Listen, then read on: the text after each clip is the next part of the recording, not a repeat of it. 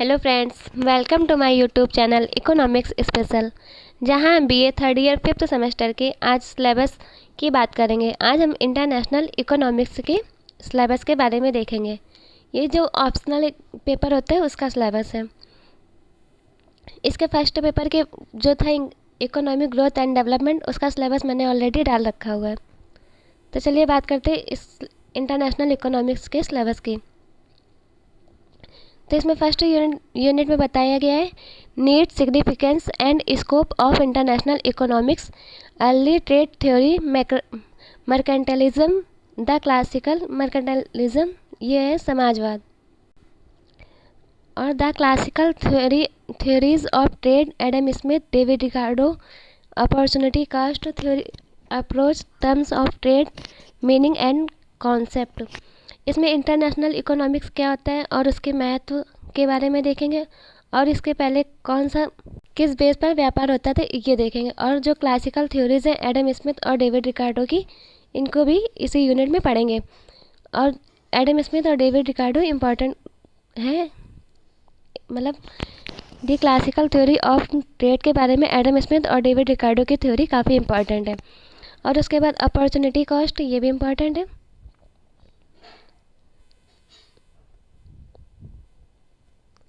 Factor affecting terms of trade, mills reciprocal demand analysis, अंतर्राष्ट्रीय अर्थशास्त्र की आवश्यकताएं, महत्व और दायरा मतलब लिमिटेशन, शुरुआती व्यापार सिद्धांत, मर्केंटलिज्म, व्यापार के क्लासिकल सिद्धांत, एडम स्मिथ, डेविड रिकार्डो, अवसर लागत से दृष्टिकोण, ये इम्पॉर्टेंट है। एडम स्मिथ, डेविड रिकार्डो और अवसर लागत दृष्टिकोण। व्यापार की शर्तें क्या क्या हैं, व्यापार की शर्तों का अर्थ, अवधारणा, ये देखेंगे। व्यापार की शर्तों को कौन से कारक प्रभावित करते हैं, मिल का पारस्परिक मांग विश्लेषण। इसके बाद बात करते हैं यूनिट 2 में बताया गया है free trade and protection. Free trade का मतलब क्या होता है, और प्रोटेक्शन जो कि संरक्षण दिया जाता है सरकार द्वारा जो घरेलू व्यापार होते हैं, इनके बारे में देखेंगे। Meaning of free trade and arguments for the against free trade. जो स्वतंत्र व्यापार होते हैं उनके विपक्ष में जो तर्क दिए गए वो भी देखेंगे।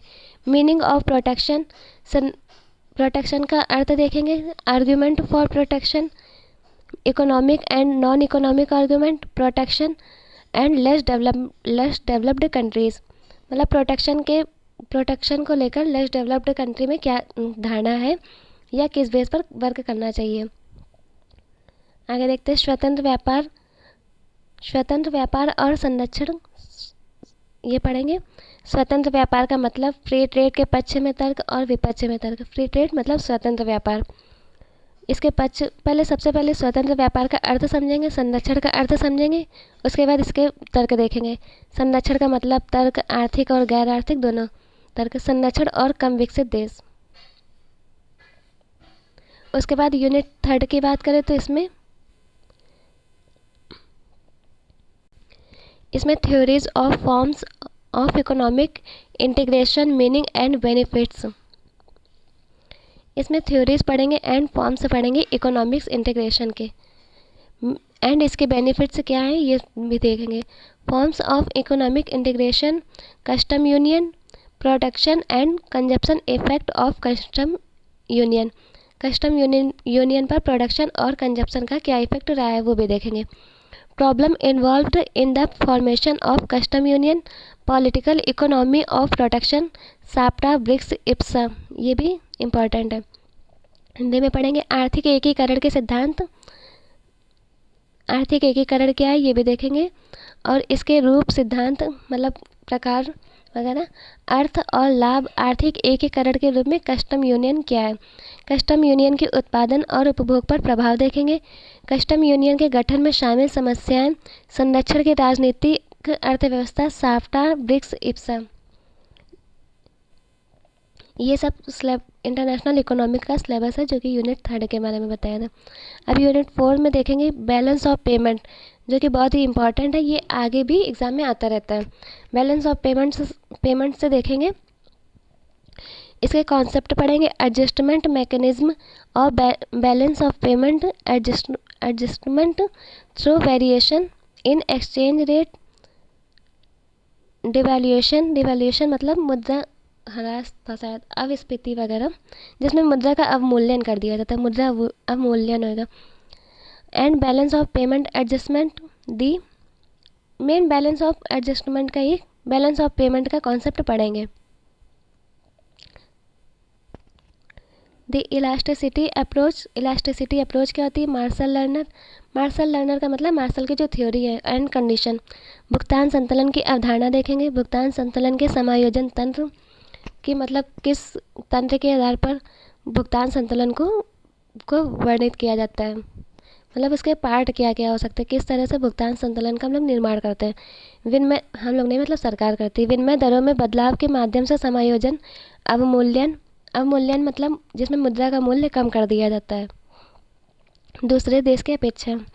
भुगतान संतुलन समायोजन और ये अवमूल्यन क्यों किया जाता है, ये सब इस कॉन्सेप्ट को इसी एग्ज़ाम में पढ़ेंगे, इसी पेपर में मतलब। भुगतान संतुलन समायोजन, लोच दृष्टिकोण, मार्शल लर्नर शर्तें। मार्शल लर्नर क्या और इनकी शर्तें क्या क्या है। अब यूनिट 5 में देखेंगे Heckscher Ohlin theorem. Heckscher Ohlin theorem important है। And the Leontief paradox.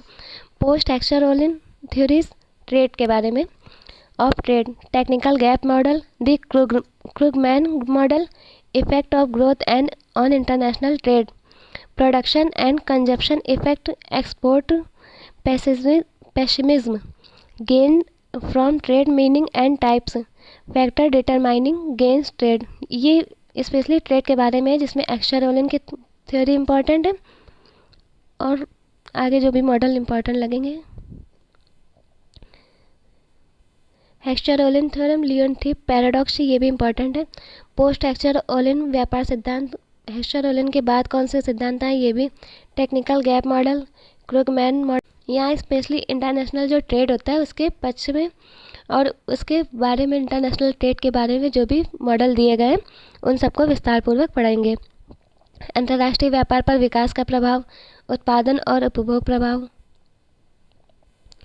निर्यात निराशावाद, व्यापार से क्या क्या लाभ हुए, ये सब देखेंगे। अर्थ और प्रकार, व्यापार से लाभ तय करने वाले कारक, कि कौन से कारक ऐसे हैं जो तय करेंगे कि मैं व्यापार से लाभ हो रहा है कि हानि हो रही।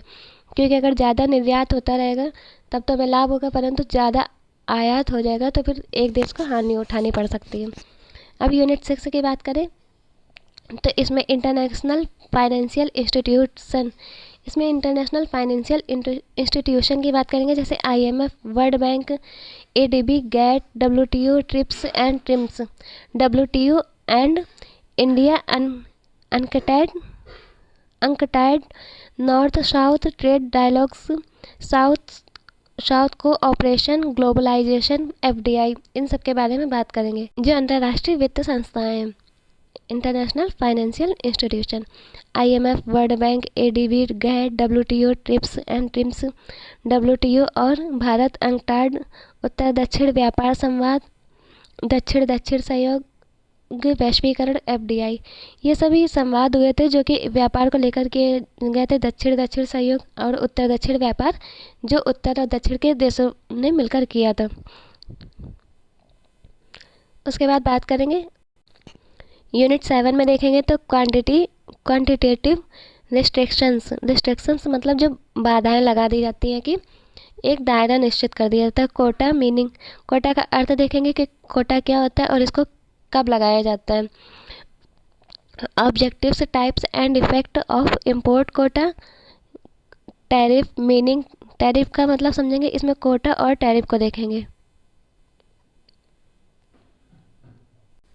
इसमें कोटा और टैरिफ को समझेंगे कि ये कोटा और टैरिफ क्या होते हैं, इनका अर्थ क्या है और ये कब लगाए जाते हैं।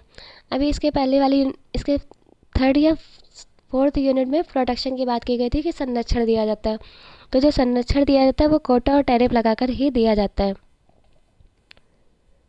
तो कोटा एंड टैरिफ का अर्थ देखेंगे। Types and effect of tariff, tariff के क्या प्रभाव पड़ते हैं। नॉन टैरिफ बैरियर्स, इसका नॉन टैरिफ बैरियर क्या होते हैं, मतलब कि जिसमें टैरिफ नहीं लगाया जाता परंतु फिर भी एक लिमिटेशन लगा दी जाती है, तो वो भी पढ़ेंगे। Meaning, classification and types. ये नॉन टैरिफ बैरियर के क्या क्या प्रकार हो सकते हैं।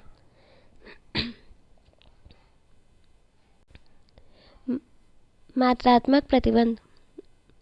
कोटा, कोटा का अर्थ उद्देश्य, प्रकार और आयात कोटा का प्रभाव। टैरिफ का अर्थ प्रकार और टैरिफ का प्रभाव, गैर टैरिफ बाधाएं, अर्थ, वर्गीकरण। ये सब टैरिफ और कोटा के बारे में विशेषकर बातें की गई हैं।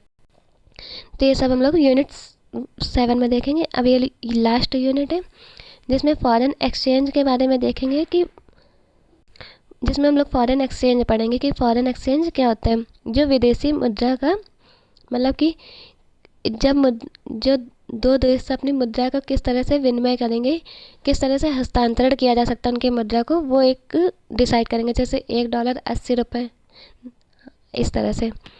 मीनिंग एंड इंस्ट्रूमेंट्स समझेंगे। एक्सचेंज रेट, किस रेट पर वो लोग अपनी मुद्रा का एक्सचेंज करेंगे। Determination, mint par parity theory, mint par parity theory. Purchasing power parity theory. Hedging, foreign exchange rate policy. Fixed, flexible and multiple exchange rate system. Convertibility of rupee in current account and capital account. Current and capital account में जो रुपए का एक exchange होता है कि मतलब कन्वर्टेशन होता है, वो देखेंगे। Move towards capital account convertibility, global financial crisis. विदेशी मुद्रा क्या होती है। विदेशी मुद्रा का अर्थ साधन की विनिमय दर क्या है, निर्धारण कि किस विनिमय दर पर निर्धारण किया जाएगा। विनिमय दर एक बनाई जाती है जिसमें मुद्रा का एक्सचेंज किया जाता है। Mint and parity theory, mint par parity सिद्धांत। क्रय शक्ति समता सिद्धांत का पढ़ेंगे। हेजिंग, विदेशी विनिमय दर नीति। निश्चित, लचीली और बहु विनिमय दर प्रणाली। चालू खाते और पूंजी खाते में रुपए की परिवर्तनीयता। एक चालू खाता होता है, एक पूंजी खाता होता है। ये सब बैलेंस ऑफ पेमेंट के अंतर्गत आते हैं। और पूंजी खाता परिवर्तनीयता की ओर कदम कि पूंजी खाता परिवर्तनीयता के लिए क्या क्या कदम उठाए गए। वैश्विक वित्त संकट, ये सब हम लोग इकोनॉमिक्स, इंटरनेशनल इकोनॉमिक्स में पढ़ेंगे। तो ये पूरा BA 3rd year 5th semester का इंटरनेशनल इकोनॉमिक्स का सिलेबस है। अगर वीडियो अच्छी लगी हो तो लाइक, शेयर, सब्सक्राइब करिएगा चैनल को। Thank you.